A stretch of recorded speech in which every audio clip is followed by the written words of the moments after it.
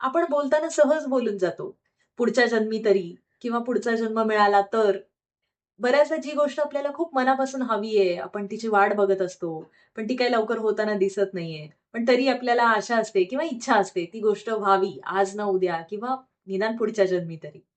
आणि या भावनेमागे जेव्हा निखळ निरागस असं प्रेम असेल तर याच भावना विंदा करंदीकरांच्या या कवितेत आहेत. अतिशय गोड अशी कविता आहे. चला ऐकूया.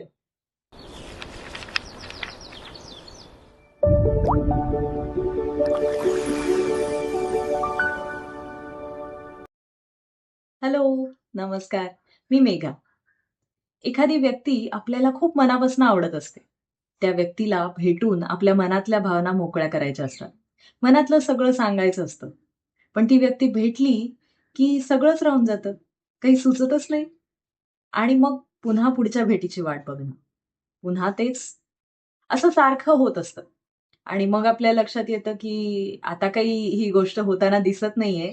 पण आशा असते, की निदान आज ना उद्या किंवा निदान पुढच्या जन्मी तरी ही गोष्ट व्हावी.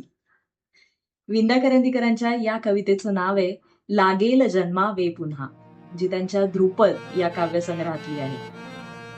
माझी न घाई काहीही जाणून आहे अंतरी. माझी न घाई काहीही जाणून आहे अंतरी.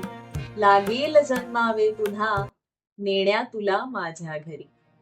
लागेल जन्मावे पुन्हा नेण्या तुला माझ्या घरी. तू झुंज मुंजू हासशी जाई जुईंचे लाजशी. तू झुंज मुंजू हासशी जाई जुईंचे लाजशी. मी वेंधळा मग सांडतो थोडा चहा बाहीवरी. मी वेंधळा मग सांडतो थोडा चहा बाहीवरी. तू बोलता साधे सुधे सुचवून जाशी केवढे. तू बोलता साधे सुधे सुचवून जाशी केवढे. मी बोलतो वाचाळसा अन पंडिती काहीतरी. मी बोलतो वाचाळसा अन पंडिती काहीतरी. होशी फुलासह फुल तू अन चांदण्यांसह चांदणे.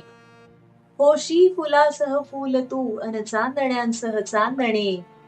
ते पाहणे इतकेच बघ मी मानले माझ्या करी. ते पाहणे इतकेच बघ मी मानले माझ्या करी. म्हणजे बघत राहणं एवढंच माझ्या हातात आहे सध्या तरी.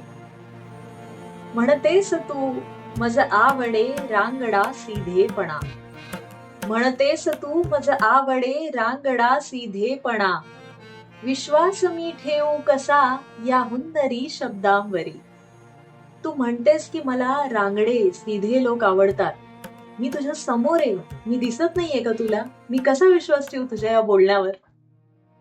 म्हणतेस तू मज आवडे रांगडा सीधेपणा. विश्वास मी ठेवू कसा या हुन्नरी शब्दांवरी. पुढचं कडवं ऐका हा. लिहिती बटा भालावरी उर्दू लिपीतील अक्षरे. लिहिती बटा भालावरी उर्दू लिपीतील अक्षरे.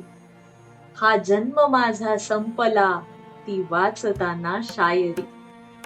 हा जन्म माझा संपला ती वाचताना शायरी. माझी न घाई काहीही जाणून आहे अंतरी. लागेल जन्मावे पुन्हा नेण्या तुला माझ्या घरी. तर अशी होती ही विंदा करंदीकरांची अतिशय गोड अशी कविता. माझी खूप आवडती कविता आहे.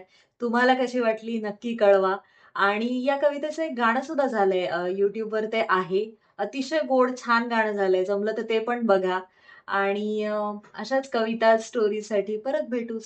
Thank you. बाय.